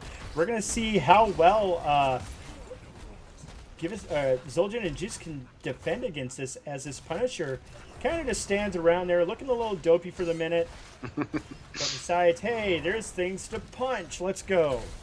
It can be very difficult to push with the Punisher because the Punisher likes to get himself in trouble by being easily baitable over walls. So you just kind of take what you can get, make sure you always have a minion wave. I think Give Us a Chansey, having an advantage, knows and realizes that and didn't want to overcommit and end up throwing away that slight lead they've managed to acquire with a 16 to 15 level difference. We do see that domination, like I predicted, come out of Diablo. This Diablo needs to... he's looking for them resets, and... Yeah, domination is so important to Diablo's late game play style, especially if he's able to hold on to his souls the entire game without dying. He just has so much health, and he's able to get in there and mix it up and make sure somebody is displaced for a very long time. Things that surprised me today are keeping it Kappa on that right wing, leading siege damage by a wide margin with 70,000 siege damage. Lunara predictably leading the hero damage with 38k, and keeping it Kappa is just burning everything to get the War Chief off of his back. Uses the Emerald Spray, Emerald Wind to get Emerald Wind, yeah. And you see with the build that Brightwing took here, he really focused on being able to polymorph for a long time and being able to shift to his allies as soon as possible and provide them with a shield. Now, none of that lends itself to pushing. Brightwing is just naturally pretty decent at pushing if she's left unchecked. She has great wave clear with her Q, so it's one of those things that you can really sneak up on you, and then she's able to get away with that because she can teleport in and be a support anywhere she needs to be. Taunt onto the Stuka, or the Malthael right there, followed by the Discord Strike, just leads him to die almost instantly. Unaverted is going to survive this. The healing, the Ancestral. What an Ancestral. Yeah, just in time. Polymorph onto the Alaric. Alaric gets chucked forward by the Garrosh. Wants a kill on somebody. They're trying to go for this Diablo. Make him reset his souls. The taunt comes out, and they get the kill. The Emerald Wind once again coming out, unaverted, in a really bad spot. The flailing swipes keeping him pinned there. He is still somehow alive. The poison damage will kill him unless he gets a heal. Rhaegar should have enough time to get another heal off. Oh, there it is. Yeah, right. Well, the armor also very much helps unaverted from Garrosh's passive, letting him, or giving him the ability to survive that massive onslaught he just took from Give Us a Chansey. And suddenly things are swinging a little bit back towards Zul'jin and Juice. Let's see if they can keep control of the shrine and try to take advantage of this little window of opportunity they've created for themselves. Yeah, definitely. And Lunara gets cued in by the Garrosh right there. No real follow-up at the moment. And then Greymane gets thrown out by the Garrosh as well. And we're going to zoom this out just a little bit. And the taunt onto suit on Lunara doesn't lead to a kill. Almost does. Alaric with the counter-strike. Malthael does go down. The Emerald Wind coming out. But there, Kurt Dog and Burger are just really low. Yeah. Skillane Cocktail dissuades. Oh, Diablo going in for another. Gets the taunt. The placement on Stukov's lurking arm up there was very key for creating this situation. They were trying to set something up, and suddenly 3 people were silenced, and they took a lot of damage in the process. And look at them now. They have to retreat. Unwarranted is taking a lot of damage, but he's able to get the shield, and Zul'jin comes in and chucks him. Varian doing a lot of damage, and Flacker's going to go down. Stukov cannot survive that kind of pressure, but in the meantime, Diablo has come in, and he's trying to secure a kill, but Unaverted is proving to be very, very tricky to kill. Yeah, getting the shield whenever he pulls somebody with that Q has been just an absolute boon. He's still going to die finally. Ben, sadly, not a healer. He's just a werewolf, or I'm sorry, a worgen. Yes. Get the lore right, man. I don't care about lore. But anyways, give us a chance to move into the top shrine, trying to take control of things here. The game looked like it might have been slipping away from them for a little bit there, but now they have complete control again, and they're just looking to push this top lane out with a Punisher. Yeah, and this Punisher phase isn't really over just yet. I mean, if they could force this, Zul'jin and Juice could definitely force this. One good cocktail. There's a taunt onto on Diablo. He's going to die. There goes all those. Well, he lost his souls earlier, didn't he? So now he's down for 60. And this is not the best situation for Zul'jin and Juice. Yeah, they have to try and defend against this frozen Punisher, but at this stage of the game, they're quite beefy, and they're able to take down structures fairly quickly, so they're going to try to focus as much damage as they can, but this fort is not long for this world. Yeah, and, well, this fort may end up surviving. They're getting an awful lot of damage onto this Punisher, despite the tower not having any shots left on it, and yeah, they keep that top fort. That was really well defended on the side of Zul'jin and Juice. Yeah, very fortunate that the Punisher elected to jump on them and focus them, because they're very beefy with their front line, and they really weren't in any danger from Punisher doing too much damage to them. Yeah, but the looming problem is Give Us a Chansey is approaching Storm Talents, and they're going to have it any second now. Yeah, they're definitely going to be able to rotate into a fight very soon with a very big advantage, and it's going to be on Zul'jin and Juice to try and disengage that without losing too much, because you don't want to fight down Storm Talents when you're so close yourself. It's just a bad move. I know this Diablo's looking for someone to charge into and dropping the Fire Wave to the Fire Stomp to clear that wave out. The Ganalian Cocktail misses. Brightwing is heading top to clear that pressure off the top lane. And we do see the 20 picks come in, and it looks like Malthael is going to go with the final curtain, in which Death Shroud leaves a trail around, and anybody who walks in that trail gets a Reaper's Mark applied. It helps with his damage output, and it makes for interesting zoning potential. But right now, Diablo's taking a lot of damage, and we're going to see the heal come in. And they're looking to push out this fort, but Zul'jin and Juice is not making it easy.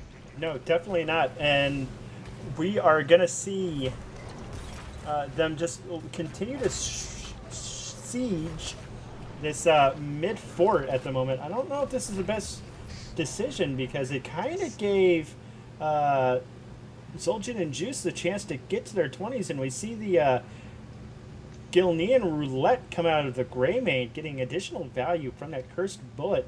Deadly Calm, which I love this decision. Deadly Calm reduces the damage by heroes hit by Decimate for 3 seconds. That's going to reduce the effectiveness of Malthael. It's going to reduce the effectiveness of Lunara. And Burger getting thrown into the pit right now. Going for this is probably going to be the team fight that decides the game more than likely. Oh, Lunara taking an awful lot of damage. Gets healed up by the Stukov. That Death Shroud just lingering around. Unaverted taking an awful lot of damage from it. And yeah, you can see the strength of Final Curtain. Staff gets thrown with leaping strikes out of the way. APOC goes down. The Staff getting so much value. Unaverted, the Ancestral lands on him just in time. Diablo gets the double stun off in that tight little corner. Somehow Unaverted is still alive. The Qs with that shield are just providing so much value. Burger gets thrown away like yesterday's trash, and this is such an incredibly chaotic team fight. Safari goes down from taking a lot of damage. Meanwhile, Diablo and Flacker clean it up, and they take out the I'm sorry, who was that? Was that Garrosh that just went down, I believe? Yes, Garrosh. And now Give Us a Chansey is looking to move and clean up this shrine and possibly push out mid lane in an attempt to set up the end game. As you could see, the strength of Final Curtain was really strong there. They couldn't afford to come in and fight around the tower because they were constantly getting Reaper's Mark applied to them. That's why they elected to try and focus down Malthael and make sure he wasn't able to survive. They did succeed in doing that, but they lost 3 bodies and the shrine in the process. Yeah, that was just really well played coming out of the side of Give Us a Chance. They coordinated those ultimates really well. They, especially that heal from Brightwing, the Emerald Wind coming out was just beautiful. It saved so much pain from hitting Give Us a Chansey right there. Yeah, and the APOC came out in a very timely manner as well, forcing the team fight to get very chaotic at that moment because everybody scrambled to avoid APOC, and I believe that is when Greymane died. Yes, indeed. And this game is going on and on. Yes, it looks like we'll be jumping into the middle of Game 2 for our next series. I don't think they waited out this long for us. I don't. One of them did just add me just now, as we see Team Zul'jin and Juice adding some summoner camps to their forces, and right now we just kind of are watching teams slowly play things out. We see Varian get thrown in and eats a very quick double stun combo out of the Diablo. Emerald Wind coming out. Ben in an awful lot of trouble. The Ancestral barely lands on time, but almost heals for nothing. Kirkdog throwing Meanwhile, out the Counter-Strike. Go ahead. In the top lane, Varian died as well, so now it's really swinging towards to Give Us a Chansey as they just go ahead and delete Greymane. They've cleaned up the entire team, and this looks like it's going to be GG. The Flailing Swipe coming out and pushing him out. They're going to elect to rush this mid keep. They've got a strong minion wave behind them. I don't see how they couldn't end here. Yeah, everyone's down for so long now, and they've got siege. They've got a siege camp behind them right there. There's really nothing Zul'jin and Juice can do about it. That was a very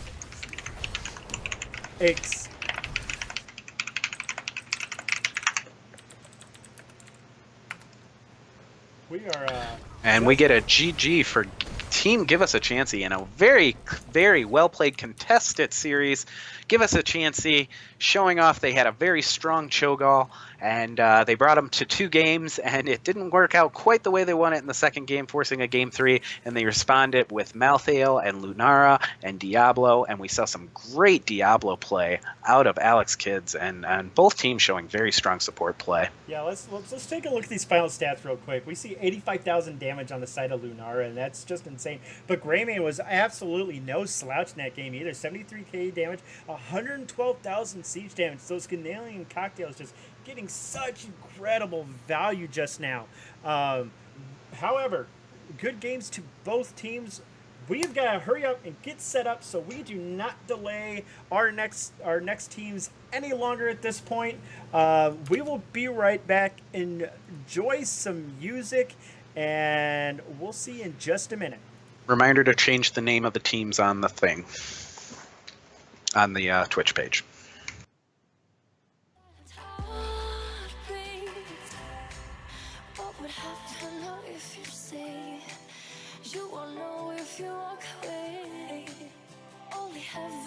Play our song now before you go. Can you tell me where the hope has gone? Can you tell me where the love went wrong? Do you remember what it sounds like? We can turn the love back on.